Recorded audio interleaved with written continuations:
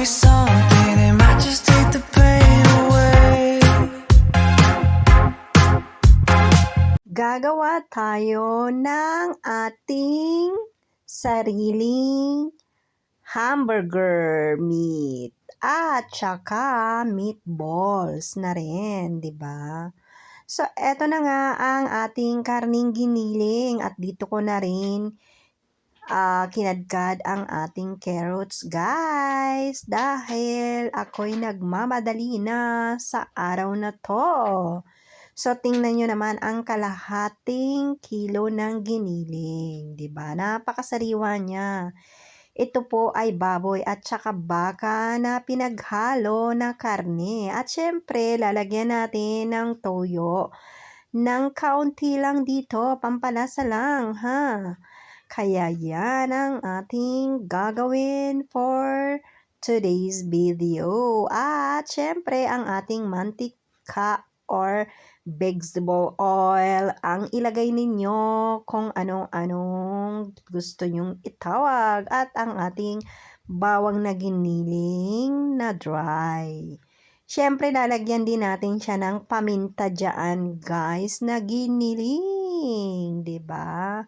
Para masarap ang lasa ng ating gagawin na hamburger meat or meatballs o kung anong gusto ninyong gawin o langgunisa, pwede rin po itong gawin, 'di ba? Basta lalagyan niyo siya ng kaunting asukal, yung toyo, salt o kung ano, tsaka nyo pahabain, pabilog niyo muna pagkatapos pahabain ninyo. Yung skinless na tinatawag, pwede niyo pong gawin ito. So, natimplahan na natin yung ating karne. I-set aside muna natin kasi nga po, nagpakulo po ako dyan ng tubig para sa ating pasta na spaghetti. Kasi, igigisa lang natin yung ating spaghetti sa ating sibuyas, bawang, at saka sariwang kamatis. So, yun lang. Napakadali ng meatno natin. Alam nyo naman ako, ang maming matipid tips at saka pang madali ang gawa ng ang mga nanay na kagaya natin, 'di ba? Madiskarting nanay tayo. So ito na nga, tinalo-halo na natin yung ating giniling na nilagyan natin ng carrots na kinadkad, guys. So ganyan muna na ang step 1 natin na gagawin. Halo-haluin natin ng maayos yung ating giniling para magsama-sama sila dyan, maghalo-halo. Okay? At pagkatapos, pag na halo-halo na natin siya, maglagay tayo ng mantika sa ating kamay. At syempre yung kamay natin, dapat nahugasan na natin, di ba? Yan ang pinaka-importante, guys, na ating gagawin. So, eto na nga at hihimasi-masi na natin siyang ganyan para mas lalong maghalo-halo silang dalawa dyan. Mag-trouble, kumbaga. O, sige na. Ganyan. Himasi-masin natin. Diba? At kumuha na tayo ng ating karne at tapos, depende sa size na gusto ninyo, guys. Okay? At ito'y bilog-bilugin na natin muna. Pagkatapos, yan ay pang hamburger natin. Yung pang meatballs, pwede nyo rin gawin yon.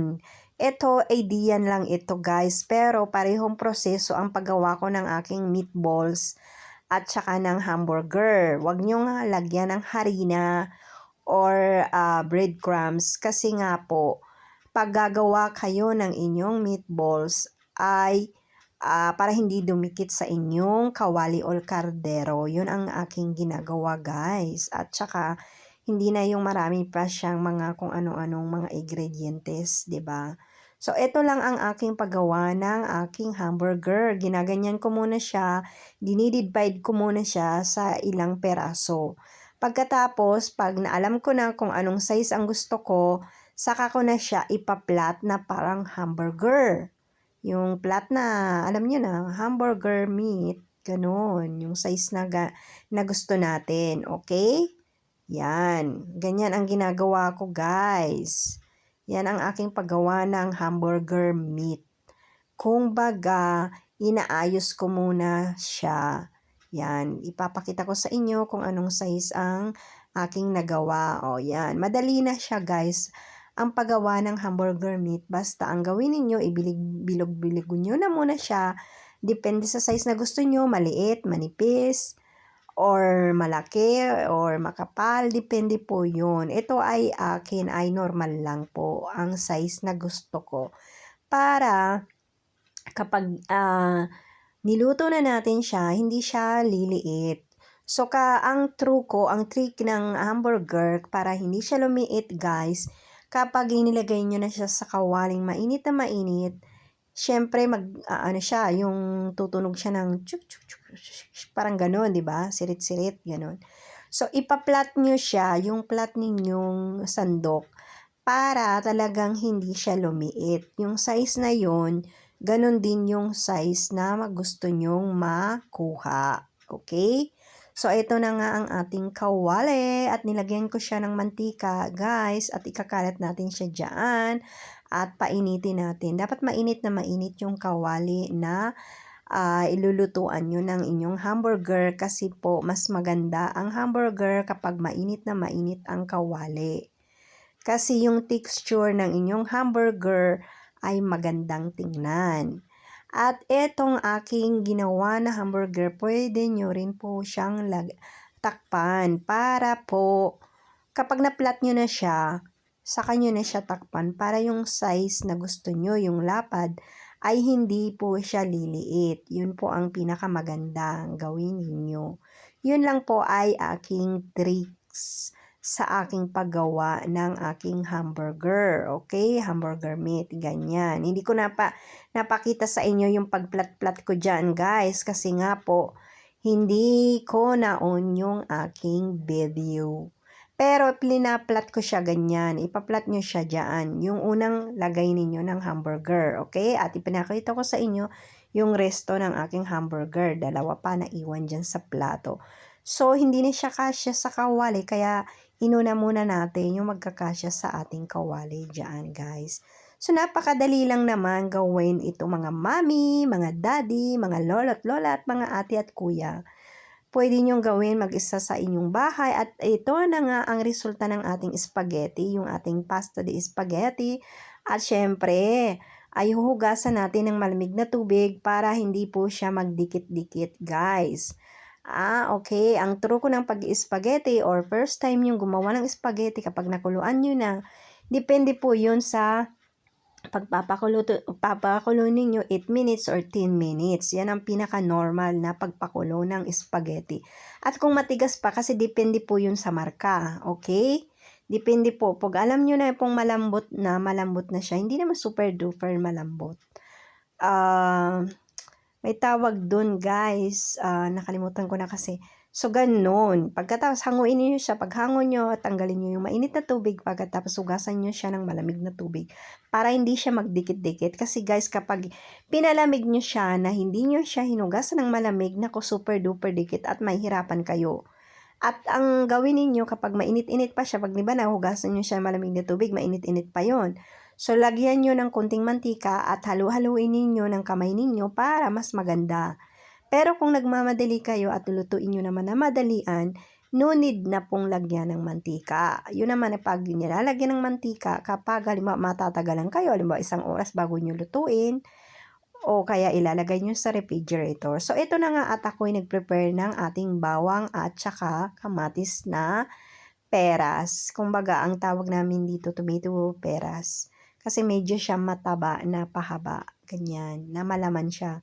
Guys, ganyan. At ito na nga ang ating hamburger at hanguin na natin. At sige, yung segundo anong tawag doon, pag-prepare natin ng hamburger, ay sinunod ko na rin syempre. Nakita nyo naman yung ating resto, yung ating naiwan, diba? At ito na nga yung ating naiwan na hamburger na dalawa. So, tatapusin na natin ito, ang pagluluto natin. Yan. At pagkatapos itong kawali na ito na kung saan ko niluto yung ating hamburger, ay dito ko na rin igigisa yung ating bawang at saka kamatis para naman ito sa pasta ng spaghetti. Pagkatapos, hahalo-haluin natin siya dyan kapag naluto natin na yung bawang, 'di ba? Ganyan. Yan, pitpitin natin yan sa kawali para yung sabor, yung lasa ay lalabas. Ganun guys, ang trick sa ating pagluluto. Napakadali lang nito, 20 minutes meron na kayong pagkain, 'di ba? Yan ang ating gagawin. Mga mami, mga daddy, mga kuya, ate at lolo at lola. So, 'di ba napakadali lang, napakasimple ng ating menu for today's video. Yan, nalagay na natin yung ating kamatis pero hindi natin siya dudurugin ng dudurugin talaga kasi nga po ay pinaka-vegetables natin yun, 'di ba? Kasi nga kung anong available na meron tayo, bakit hindi? At nilagyan ko rin siya ng konting pampalasa na sili para medyo naman konting may kagat kumbaga. Hindi naman super super duper anghang pero okay na yan guys, basta meron lang siyang lasa ng konti at ililagay na natin yung ating chicken cubes. Ang lagi kong ginagamit ay chicken cubes guys, kahit na halimbawa karning baboy ang aking, anong tawag dito? Niluluto or baka ay talagang yun lang talaga ang aking pampalasa. At syempre yung asin at saka toyo. Hindi ako gumagamit ng patis guys kasi alam nyo na. And then lagyan na natin ng paminta at halo-haluin na natin tong ating spaghetti. 'Di ba? Napakasarap nito. Guys, ang spaghetti, ang pasta ng spaghetti kahit igisa nyo lang sa bawang kasi dito ganun ang ginagawa na. Maraming bawang pagkatapos igisa nyo lang siya, lagyan ng konting sili or konting vegetable parang ano na rin siya pansit. Pero dito sa amin, sa Europe ay talagang pagkain na normal to. Kumbaga kanin. Okay? And then vegetables. Depende po yun sa nakaugalian ninyo, nakasanayan ninyo ha. Hindi ko po nilalahat. Pero ito naman sa amin dahil yung anak ko ay talagang ito ang kanyang pagkain na kinagisnan. At yung aming arroz or aming kinakain na kanin ay pag weekend na lang ang aming pagkain. 'Di ba? Kasi dito lang nakakapagluto ako ng mga araw na 'yan ng pagkain Pilipino. So eto na nga ang ating dinner, 'di ba? Napakasarap guys at napaka-healthy, napaka-ekonomiko at super super duper madaling gawin, 'di ba? Nako guys, eto actual na ginagawa ko 'to, niluluto ko para mainit yung aming pagkain.